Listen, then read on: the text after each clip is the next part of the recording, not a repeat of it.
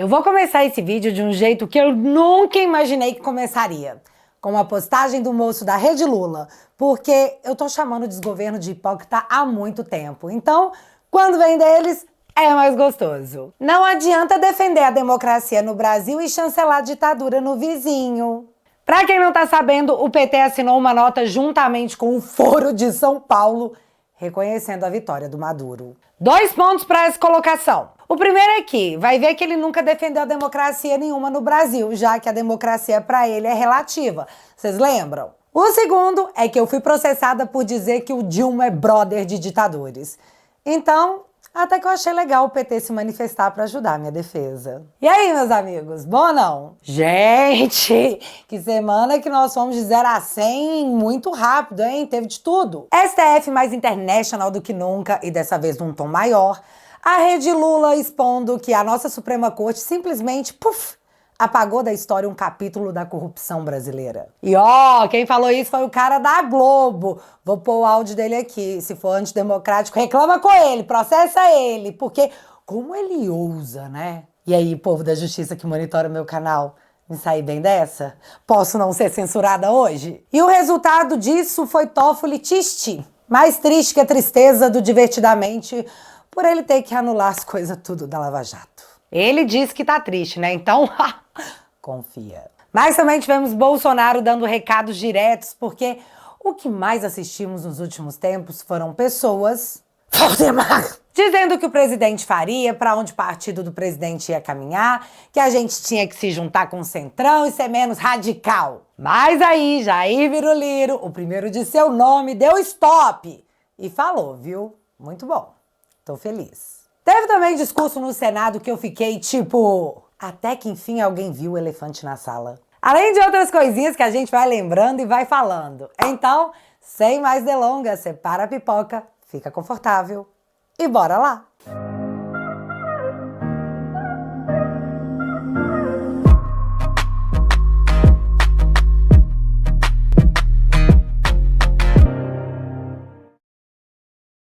Então, eu escolhi começar com a foto de milhões. Enquanto Nicolas era ovacionado pelo estádio no Jogo do Brasil, os ministros da Suprema Corte assistiam tudo literalmente de camarote, porque estavam num camarote. Zanin, Xande, Flávio Dino e Gilmar Mendes estavam ao lado de Jorge Bessias. Sim, o Bessias, que é o advogado-geral da União do Dilma. Além do Paulo Pimenta, que para descrevê-lo ia precisar de uma montanha de adjetivos. Eu achei mega fofinho assistir como os poderes são literalmente harmônicos. Vocês não acharam, não? E já que eu comecei falando de Suprema Corte, bora te atualizar sobre o tema, porque tem muita coisa. Toffoli se manifestou após anular decisões da Lava Jato. Ouça. Fazemos isso com muita tristeza, porque é o Estado que andou errado. O Estado investigador e o Estado acusador. E o Estado juiz está exatamente para colocar os freios e contrapesos e garantir aquilo que a Constituição dá ao cidadão, que é a plenitude da defesa. Todos nós sabemos onde levou a ausência de plenitude de defesa. O Estado juiz está aqui para garantir aquilo que a Constituição dá ao cidadão, que é a plenitude da defesa. Comigo parece até deboche. E sim, Toffoli, todos nós sabemos onde levou a ausência da plenitude da defesa. Ou se sabemos. Um monte de inquéritos abertos pelo próprio STF com durabilidade de anos, quase todos sigilosos, e as partes acusadas pelo STF não têm acesso para se defender. Então sim, confia! Nós sabemos bem. Mas que pena que o senhor tá triste de ter que anular as decisões da Lava Jato, a maior operação de combate à corrupção da história. E isso é triste mesmo. E sobre isso, eu vou deixar o moço 1 da Rede Lula dar os seus 2 centavos. E eu digo o moço 1 porque daqui a pouco vai ter o moço 2. No primeiro momento do julgamento, em que o juiz Sérgio Moro, o ex-juiz Sérgio Moro, foi considerado pela turma do Supremo como incompetente para realizar as decisões, que não era a sede, não deveria ser Curitiba e tal, todos os processos foram transferidos para a primeira instância, e o ministro Gilmar Mendes disse: esta nossa decisão de anular o caso do Guarujá, né, do triplex do Guarujá, é só com relação a este caso. Não há nada que leve a outros casos. E o que se viu de lá para cá foi que todos os casos foram sendo anulados uns atrás dos outros, exatamente com base nessa decisão da turma do STF. Então, isso é que as pessoas estão espantadas.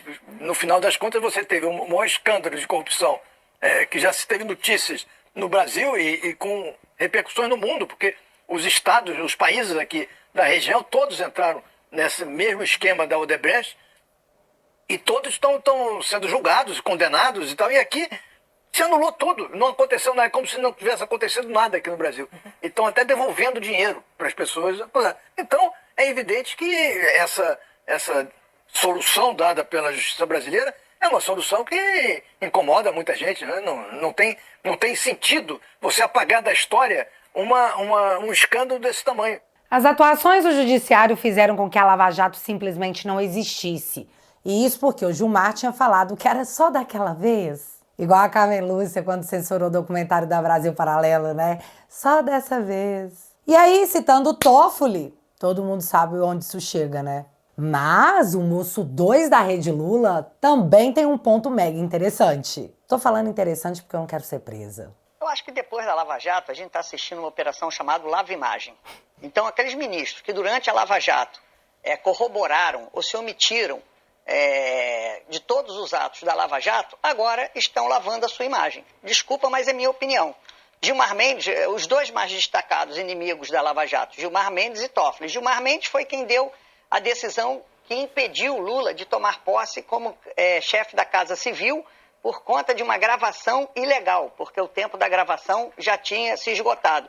E não se tomou conhecimento disso através do Vaza Jato. Quando ele deu a decisão, já sabia que a gravação era ilegal. E mesmo assim, o Lula foi impedido de ser chefe de gabinete.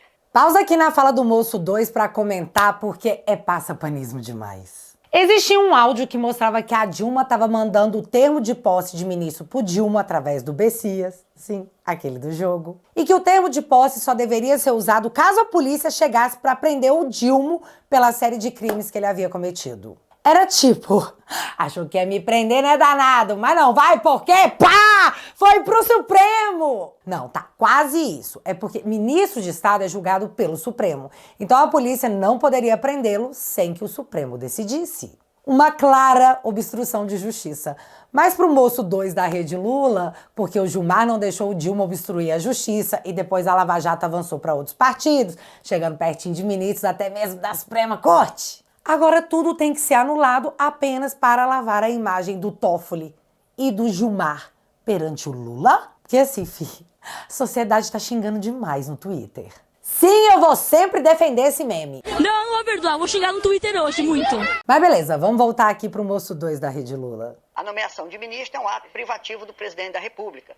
Então, assim como Lula deveria ter sido nomeado chefe da Casa Civil, a Cristiane Brasil deveria ter sido nomeada ministra no governo Temer e Ramagem deveria ter sido nomeado diretor da Polícia Federal, porque isso é uma atribuição do presidente, não cabe ao Supremo julgar desvio de finalidade.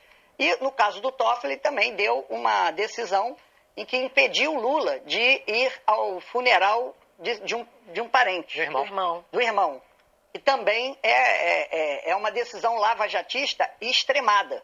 Porque você tira, ele está falando em direito, cerceamento de defesa, etc. Pô, tem cerceamento maior do que um preso não poder ir no funeral? Lembrando que o Lula, quando esteve preso na ditadura, estava no DOPS, o Romeu Tuma permitiu que ele fosse no velório da mãe, se eu não me engano. Ele saiu de Camburão, o Lula, na ditadura, saiu de Camburão e foi no velório da mãe. É um direito do preso na ditadura. O Toffoli, eu não estou fazendo juízo de valor. Estou citando fatos. Tá, o Toffoli proibiu. Agora entra a minha opinião.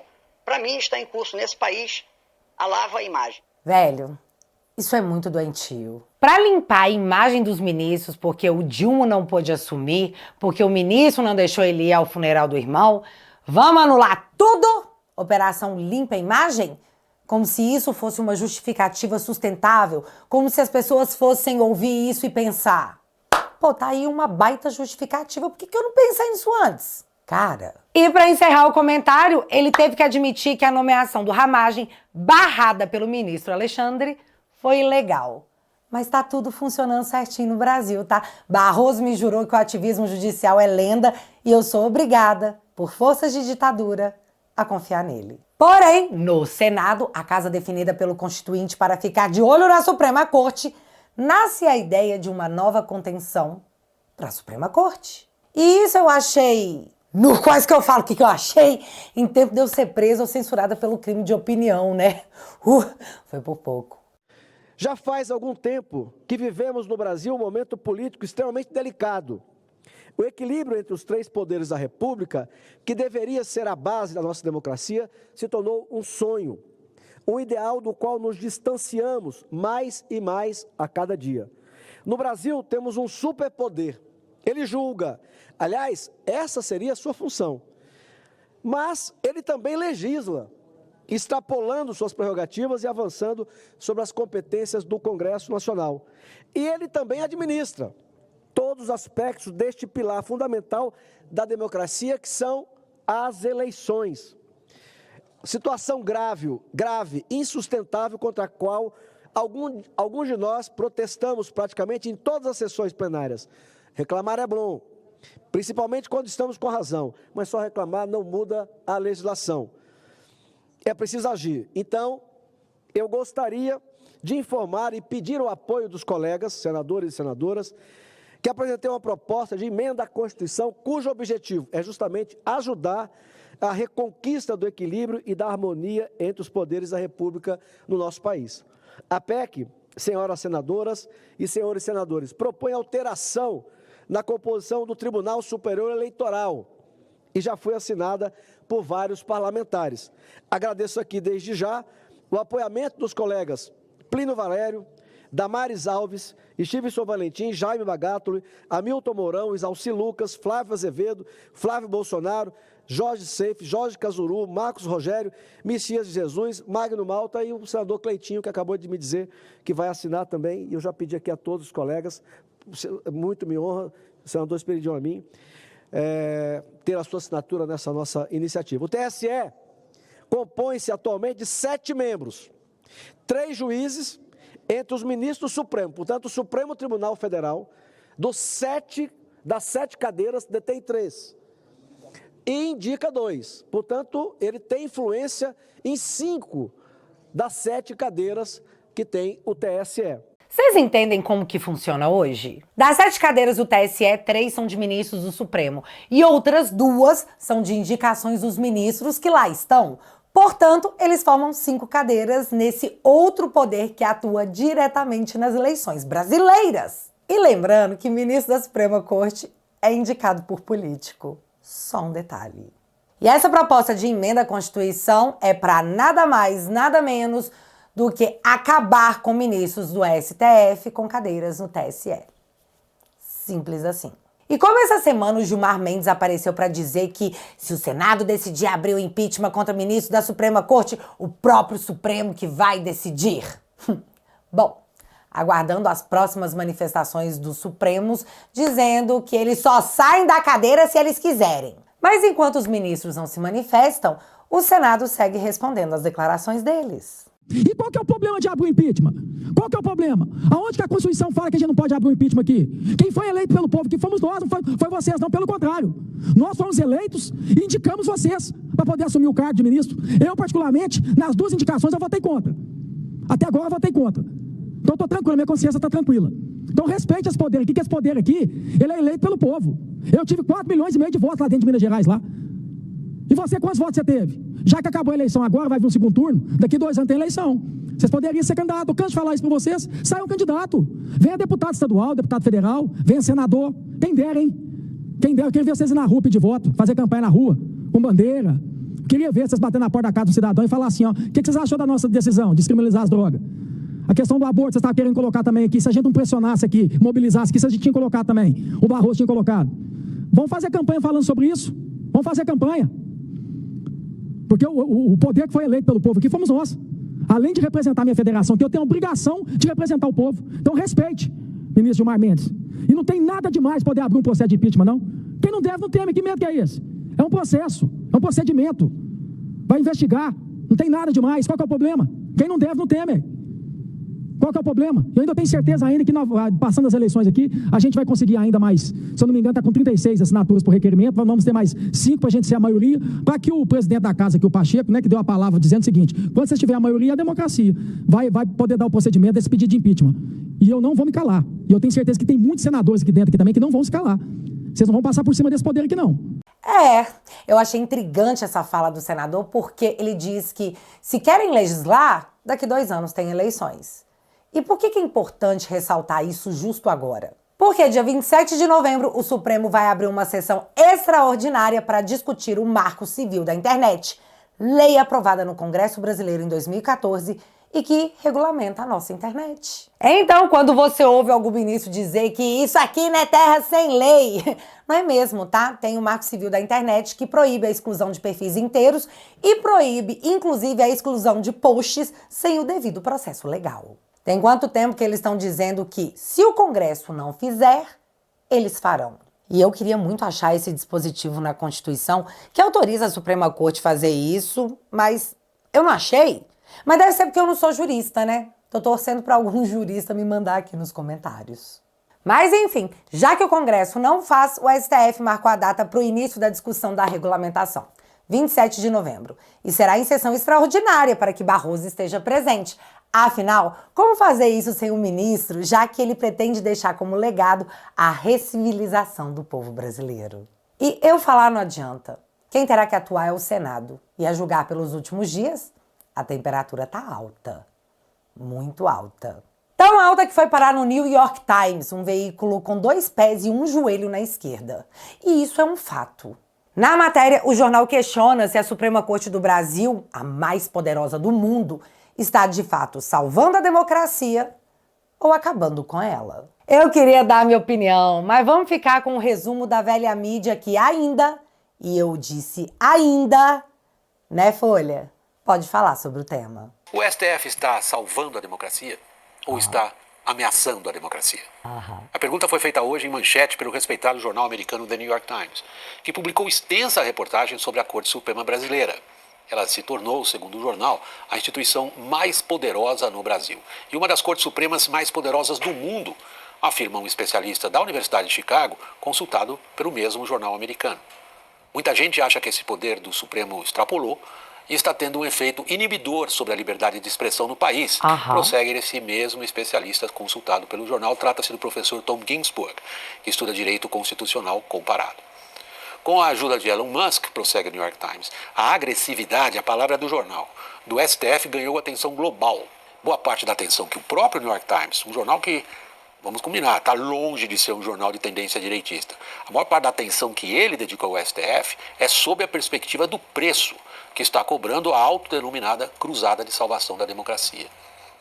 Aspas. Alguém tem de ter o direito de cometer o último erro. Aspas. Declarou ao jornal o presidente do Judiciário e do STF, Luiz Roberto Barroso.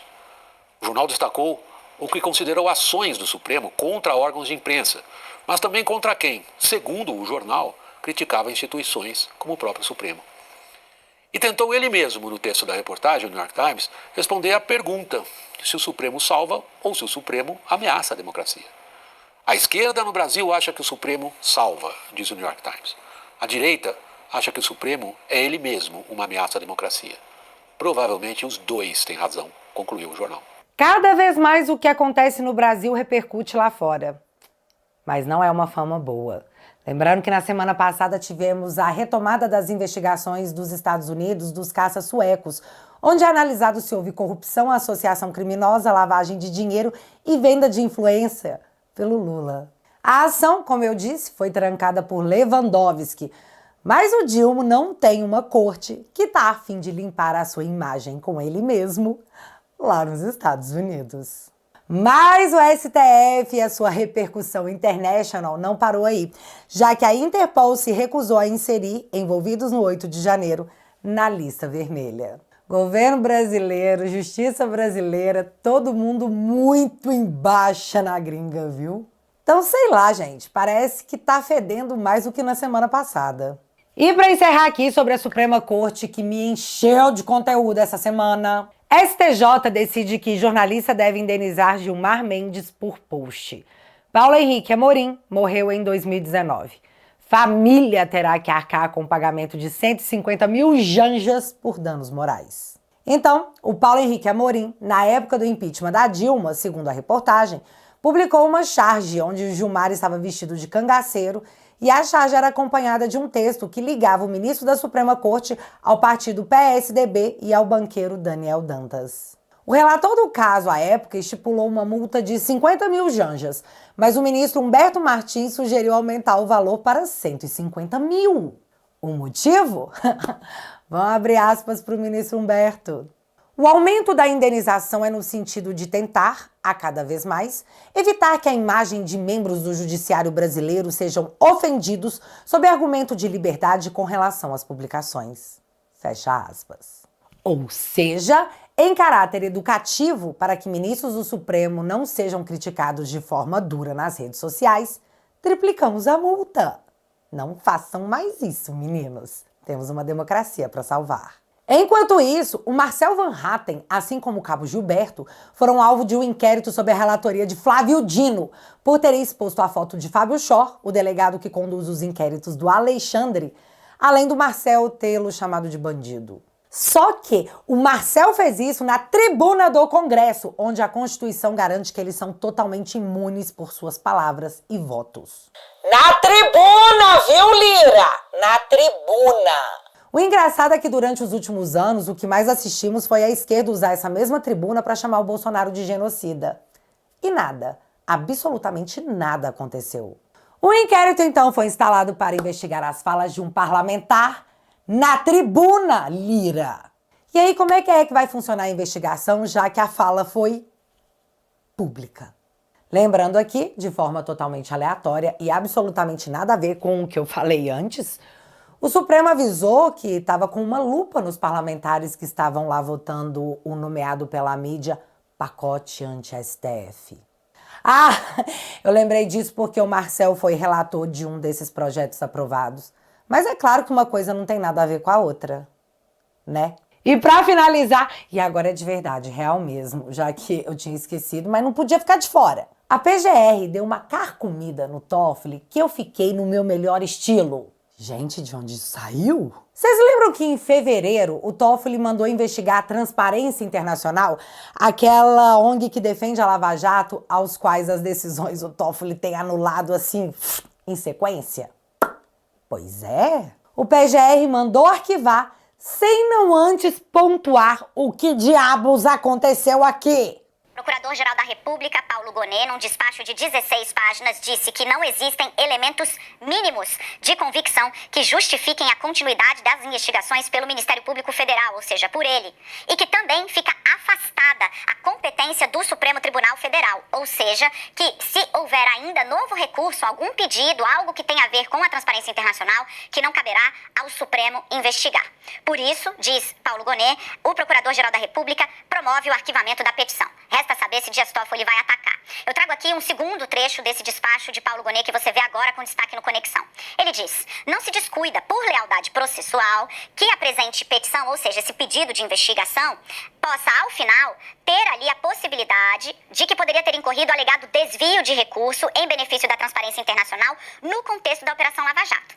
Mas, ele diz, nada obstante, a petição, ou seja, essa ação, não dispõe da exposição de fatos concretos ou elementos mínimos a indicar a ocorrência de prática criminosa. Traduzindo, o juridiquês diz: ainda que por lealdade processual, ou seja, que eu olhe para o processo com toda a tranquilidade e não descarte nenhuma das possibilidades aventadas, prova de novo, fatos concretos ou elementos mínimos de prática criminosa não existem. Para finalizar, o Procurador-Geral da República, Paulo Gonet, afirma que os elementos coligidos, ou seja, colecionados no caderno processual, na ação, não envolvem autoridade com foro de prerrogativa de função perante o Supremo e tampouco contém dados relacionados à força-tarefa da Lava Jato ou acordo pactuado com a Odebrecht. Por isso, entende Gonet, não cabe a esse tipo de apuração ou apuração contra a Transparência Internacional no Supremo. Gente, desculpa, eu sei que essa vozinha é chata, mas a da Daniela é muito mais. Mas tá, só pra gente entender o que o Gonet disse. Primeiro ponto, não tem provas mínimas aqui, meu filho. Segundo ponto, Supremo não tem competência para investigar isso não. Terceiro ponto, arquive isso aí porque eu tô determinando. Gente, o que eu perdi? E assim, eu tô achando que eu perdi foi muita coisa mesmo, porque o Sakamoto do UOL Mega Ultra Blaster canhoto me faz um post dizendo: o eleitor do Dilma não o colocou lá para desvincular educação e saúde dos pobres do orçamento, nem tungar BPC, muito menos o seguro-desemprego, como alguns defendem. Para poupar rico e jogar nas costas dos pobres, faria mais sentido ter deixado o Bolsonaro. Os caras amam o Bolsonaro, né? Estão querendo o cara de volta e não estão sabendo pedir. Maceta 22 e 26, fiote, o voto é secreto, seu coleguinha canhoto não vai ver. Então abre seu coração. Se joga. Mas é muito legal assistir a galera que foi mais tapeada que o Pica-Pau fazendo esse tipo de matéria no dia que o Dilma inaugura seu heliponto no Palácio do Alvorada. Não vai ter picanha, não vai ter aeroporto lotado, temos crise internacional, reconhecimento de ditadores golpistas, antissemitismo dentro do governo, assediador como ministro dos direitos humanos, dólar sem pandemia a 5,70, gasolina a 6,50, recorde de recuperação judicial, recorde de queimadas, fuga de capital, fuga de cientistas. E agora, quase inacreditável. Pessimismo leva até funcionários do Banco Central a acumularem dólares. Mas ufa, também aquele meme, né? Em 2026 vão estar implorando a volta do cara. Né, Faria Lima? E quem deixou claro que em 2026 o nome é Bolsonaro, para que a Faria Lima possa se arrastar de joelhos cantando um modão de saudade do ex, foi o próprio Bolsonaro. Eu não vou colocar recortes do vídeo aqui, porque foi uma entrevista longa da Auri Verde, e eu queria muito que vocês assistissem a entrevista completa. Eu vou deixar o link aqui na descrição do vídeo. Só assiste. Mas com muita satisfação, eu vou dar meus 2 centavos. O presidente estava visivelmente pé da vida. Isso porque, eu acho, ele fez tudo o que foi combinado. Contra a sua própria vontade, ele apoiou o Nunes, honrando assim a sua palavra, já que as indicações às prefeituras eram do Valdemar e as do Senado do presidente Bolsonaro.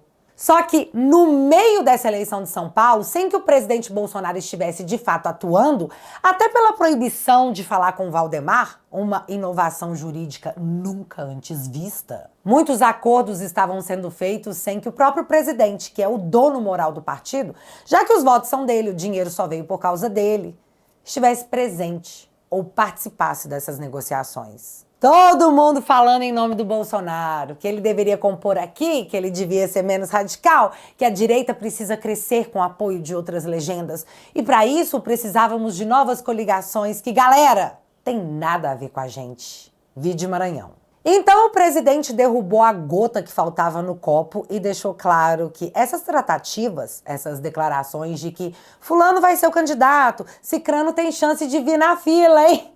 Na verdade, são um monte de balela. Diz que a sua inelegibilidade é algo absurda e que se existe justiça nesse país, ela vai cair. E por esse motivo, o candidato é ele. E se não for, ele vai largar tudo antes que tirem a vida dele ou algo pior. Porque todos viram que Bolsonaro é o fator de peso dessas eleições e com certeza nas de 2026 também. Então, para os doentes pelo poder, malucos como Adélio Bispo, para tirarem o presidente Bolsonaro do páreo e ocuparem o seu lugar, eles podem fazer algo de muito mal a ele. De novo. Mas ele não vai permitir que isso aconteça. Bolsonaro disse que Kassab não é centro-direita e que para compormos com ele, para que fôssemos nos igualar ao partido do Kassab, nós precisaríamos de um ministério no governo petista, já que Kassab, vulgo centro-direita, tem 3. Ou seja, não vai ter Kassab na direita, não! Ela não vem mais. O presidente mostrou que tá pé da vida. E isso nem de longe é ruim.